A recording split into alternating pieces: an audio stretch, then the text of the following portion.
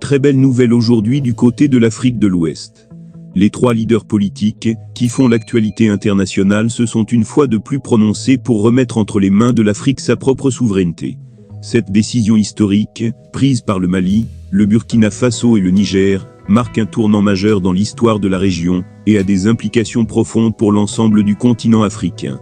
La nouvelle monnaie qui vient de voir le jour dans cette coalition tripartite, baptisée le Litako Gourma, est appelée le Sahel.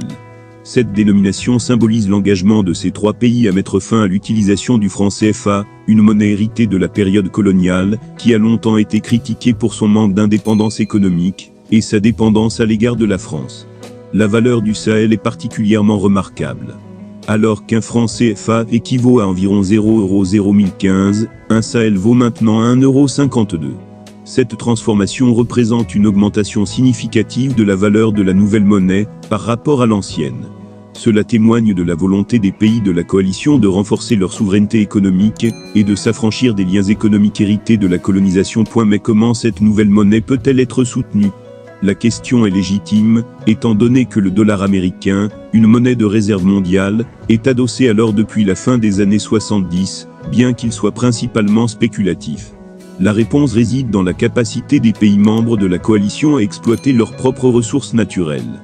Le Mali, par exemple, possède déjà sa propre raffinerie d'or, ce qui lui permettra de soutenir la valeur de sa monnaie avec des réserves tangibles. Le Burkina Faso, sous la direction du président de la transition, le capitaine Ibrahim Traoré, a également lancé des initiatives visant à établir sa propre raffinerie d'or. De plus, le Niger, en tant que producteur de pétrole, sera en mesure d'amasser de l'or sur son territoire, pour soutenir le Sahel. Une autre dimension importante de cette initiative est le soutien international dont elle bénéficie.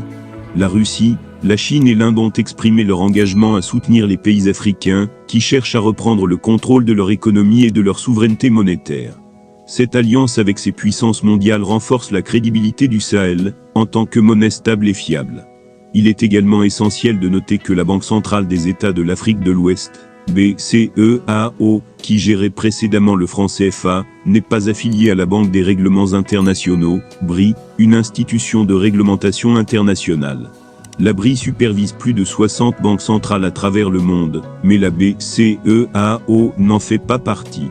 Cela signifie que les pays de la coalition Litako Gourma peuvent désormais traiter directement avec leurs partenaires internationaux sans passer par une institution extérieure.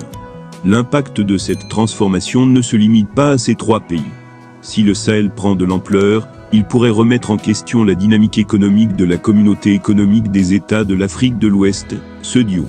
En effet, si les pays membres de la coalition ne dépendent plus du franc CFA, cela pourrait marquer la fin de l'influence de la CEDEAO sur ces pays en matière monétaire. Le Togo, un pays voisin, a déjà exprimé son intention d'intégrer la coalition Litako Gourma, et d'autres pays pourraient suivre. La dénomination du Sahel, en référence à la région du Sahel, signifie que de nombreux autres pays de la région pourraient se sentir concernés et souhaiter rejoindre cette alliance, renforçant ainsi davantage son influence et son potentiel économique. En conclusion, cette nouvelle monnaie, le Sahel, représente bien plus qu'un simple changement de devise. Elle incarne la lutte pour l'indépendance économique de l'Afrique et la volonté de reprendre en main son destin. Les trois leaders politiques du Mali, du Burkina Faso et du Niger méritent des éloges pour leur courage et leur détermination à mettre fin à l'héritage colonial et à favoriser l'autonomie économique du continent africain. Cette transformation suscite l'espoir d'un avenir économique plus équitable et plus prometteur pour l'Afrique de l'Ouest. Vive le Burkina Faso, vive le Niger, vive le Mali!